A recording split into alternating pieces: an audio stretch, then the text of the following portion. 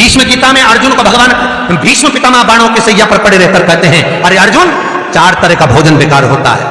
पहला, जिस भोजन की थाली को ठोकर लग गई वो नाली में पड़े हुए कीचड़ के बराबर होता है। दूसरे नंबर का भोजन, जिस भोजन की थाली को कोई लांग कर चले गया वो भोजन भ्रष्टा के बराबर होता है, गंदगी के बराबर। तीसरे नंबर का भोजन, जिस भोजन की थाली में बाल पड़ा हो, केश पड़ा हो, वो दरिद्रता देने वाला होता है। और चौथे नंबर का भोजन अर्जुन, अगर पति और पत्नी अगर एक ही थाली में भोजन कर रहे हैं तो वो मदिरा के तुल्य होता है। यदि पति और पत्नी एक ही थाली के अंदर बैठकर भोजन कर रहे हैं तो वो मदिरा के तुल्य है। भीष्म गीता कहती है, अर्जुन, पति के जीवने के बाद अगर पत्नी उसी थाली में भोजन करती है तो चारों धाम के प्रसाद से बड़ा महाप्रसाद बन जाता है। और यदि पति और पत्नी का नियम है कि हम दोनों तो साथ ही भोजन करते हैं तो हाथ जोड़कर निवेदन है, साथ भोजन करो, मना नहीं है, 2 थाली अलग अलग लगाओ। पर पति के साथ बैठकर एक थाली में खाना रोज प्रतिदिन मदिरा को निगलने के बराबर है। मदिरा को कई लोग कहते हैं एक ही थाली में भोजन करो तो प्रेम बढ़ता है। प्रेम बढ़ता है। शिव महापुराण की कथा कहती है, पति और पत्नी अगर एक ही थाली में भोजन करते हैं, एक ही थाली में अगर पति और पत्नी भोजन करते हैं तो उस घर की दशा देखिएगा। उस घर के बच्चे कभी भी विद्या में उत्तम नहीं निकल सकते। उस घर के बच्चे कभी भी सत्मार्गी नहीं निकल सकते, मार्ग से विचलित ही निकलेंगे, क्योंकि मदिरा के नशे में पैदा हुए हैं। तो सुन अर्जुन, सुन, यदि बेटी कुंवारी है और बाप के साथ में बैठकर भोजन करती है तो उस बाप की कभी अकाल मौत नहीं होती है, क्योंकि बेटी बाप के काल का हरण कर लेती है। बेटी कुंवारी है, बेटी की शादी हो जाए जब भले वो पिता के साथ भोजन ना करे क्योंकि गोत्र बदल गया, पर बेटी जब तक कुंवारी है बाप के साथ बैठकर भोजन करेगी तो बाप के काल को हरण कर लेती है। ये उसी तरह जैसे एक गाय ब्याह गई हो और एक गाय कुंवारी हो। महाराज, ब्याही हुई गाय का गोबर से लीपने से ज्यादा फलदायी होता है कुंवारी गाय का गोबर से लीपना। वो ज्यादा फलदायी, बछिया के गोबर से लीपना, कुंवारी गाय के गोबर से जो ब्याही ना हो। कितना कितना शास्त्र प्रमाण देता है महाराज। कई लोग दुखी भी हो रहे होंगे आज हमारी कथा सुनकर कि भगवान गुरु जी आपने कह दिया कि एक थाली में भोजन मत करो और हम तो इतने साल से करते हुए आ रहे हैं और अलग अलग करेंगे और ऐसा और वैसा। कई लोग तो चैनल ही बंद। शिव महापुराण की कथा कहती है, यदि आप भगवान विष्णु के मंदिर गए हो, सत्यनारायण भगवान के मंदिर गए हो, राम मंदिर गए हो, कृष्ण मंदिर गए हो, दत्त मंदिर गए हो, किसी भी देवता के मंदिर में जाते हो, वहां का प्रसाद आप 15 दिन 20 दिन तक रख सकते हो, पर शंकर का प्रसाद रात भर नहीं रखाता। क्यों? क्योंकि शंकर का प्रसाद एक दोपहर संध्या तक आपका है। रात्रि को 9:15 तक शंकर का प्रसाद आपका है साहब। शंकर भगवान ने जब 12 की रचना करी थी, घड़ी की रचना भगवान शंकर ने करी, तिथि और समय की रचना भगवान शंकर ने करी। एक एक घड़ी, एक एक पल, एक एक तिथि, एक एक नक्षत्र, समय, पल, सबकी रचना शंकर करे। हमारे हर एक वीडियो से सबकी रचना से। इसीलिए तो शास्त्र कहता है ना, लिंग पुराण वर्णन करती है, नर्मदा पुराण कहती है, शिव महापुराण की कथा कहती है, जब व्यक्ति को कोई भारी रोग हो जाता है, कोई कैंसर जैसी बीमारी हो गई, कोई किडनी ही खराब हो गई, कोई लीवर ही बेकार हो गया, कोई बड़ी बीमारी हो गई, तो आप किसी ब्राह्मण से पूछेंगे कि पंडित जी हमको शंकर भगवान का अभिषेक करवाना है, कौन सा टाइम करवाना चाहिए? तो उसका भी समय शिव महापुराण निश्चित करती है, उसका भी समय हमारे लिंग पुराण निश्चित करती है, उसका भी समय नर्मदा पुराण निश्चित करती है।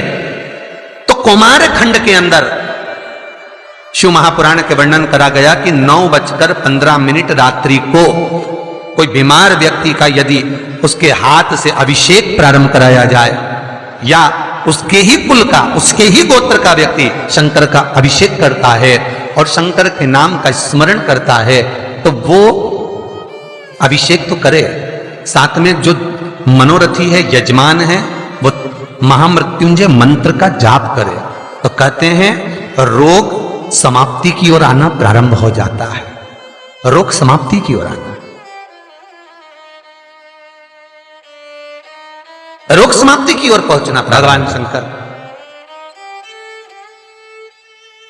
कि पावन कथा कहती है, एक कलश के अंदर महाराज दूध ले लीजिए, उसमें काली तिल्ली डाल लीजिए, थोड़ा सा आंवला, सूखा आंवला बाजार में मिलता है, उसको डाल दीजिए। बाजार में अगर गीला बीला मिल जाए, बीला का फल, बेलपत्री में जो फल लगते हैं, बीला का गुर्दा, बीले के अंदर का भाग, अगर बीला नहीं मिले तो बाजार में सूखा बीला मिलता है, उसको पानी में गला कर उसको पीस लो, पीस कर उसका उपटन बना लो, पीस के उसको एक कटोरी में ले लो। उस उपटन को, जल के पात्र को, जो व्यक्ति घर में बीमार रहता हो या जिसको बुखार ज्यादा चढ़ रहा हो, उतर नहीं रहा हो, निमोनिया जैसी बीमारी हो, बड़ी से बड़ी बीमारी भी अगर आपको घेरी हुई है, तो आप अपने हृदय चित्त से स्पर्श कराकर, कोई पलंग पर पड़ा हो तो उसका हाथ का स्पर्श करा लो, जो स्वस्थ है उसके ऊपर से उतार कर भगवान शंकर को ले जाकर वो बीले का उपटन शिवलिंग पर लगा दे, और जो जल है वो शंकर जी को समर्पित करें। कौन सा मंत्र बोलना है? उस मंत्र का स्मरण आप सब प्रेम से करें। ओम, जितने टीवी के सामने बैठे सब बोलिए ओम जूम, जामे ऊ की मात्रा, अम की बिंदी, जूम, सहा, सा दोहा की बिंदी, सहा, ओम जूम सहा, ओम जूम सहा। इस मंत्र का जाप करते हुए जो दूध चढ़ा देता है उपटन लगाकर, उसकी बीमारी, उसका रोग समाप्त हो जाता है। बहुत ध्यान देना, उसी चढ़ाए हुए जल को, दूध को, उस उपटन के भाग को थोड़ा सा ले आइए। जिस बच्चे को निमोनिया की बीमारी है, जिसका बुखार नहीं उतर रहा हो, उसके मस्तक पर लेपन कर दीजिए, हृदय चित्त पर लगा दीजिए महाराज। उसके बाद में उस बच्चे को वस्त्र से, गीले वस्त्र से पोंछ दीजिए, उस वस्त्र को झटकार दीजिए, बच्चे का बुखार 10 मिनट के अंदर उतर जाएगा। ये कभी भी कर सकते हो, ऐसा कोई दिन निश्चित नहीं है, कोई तिथि निश्चित नहीं है। जब बुखार आए, जब स्वास्थ्य ज्यादा गड़बड़ हो जाए, तब करिए। मंत्र का जाप करते हुए ओम हूम ओम जूम सहा, इस मंत्र का बस स्मरण करना है। ओम जूम सहा मंत्र का स्मरण करिए और शिव की आराधना करिए। ये वो औषधि है जो सती माता ने भगवान शंकर से विवाह के प्रथम में प्राप्त करी है। यदि कहीं से 5 मुखी रुद्राक्ष मिल जाए और 5 मुखी रुद्राक्ष को तांबे के कलश में जल भरकर उसमें डाल दो, किसी चम्मच से उस रुद्राक्ष को निकाल लो आधे घंटे डालने के बाद, महाराज शमी का एक पत्ता, शमी पत्र, और शमी का एक पत्ता ले जाकर, शमी पत्र को ले जाकर शिवलिंग पर रखकर 5 मुखी रुद्राक्ष का जल अपनी कामना कर कर, अपनी मन की कामना कर कर, सोमवार के दिन जो व्यक्ति समर्पित कर देता है, उसकी मनोकामना भोलेनाथ 3 महीने में पूरी कर देते हैं। शमी पत्र समर्पित कर कर 5 मुखी रुद्राक्ष का जल, मनोकामना। और एक बहुत सुंदर बात वर्णन करूंगा।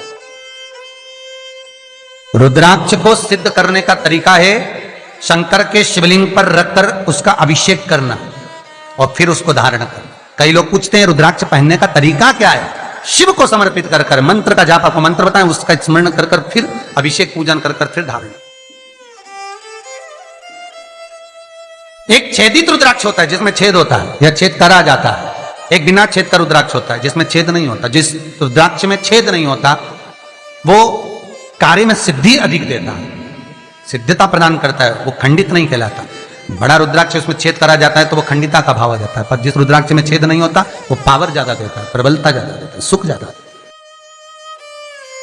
श्री शिवाय नमस्तुभ्यं, श्री शिवाय नमस्तुभ्यं, श्री शिवाय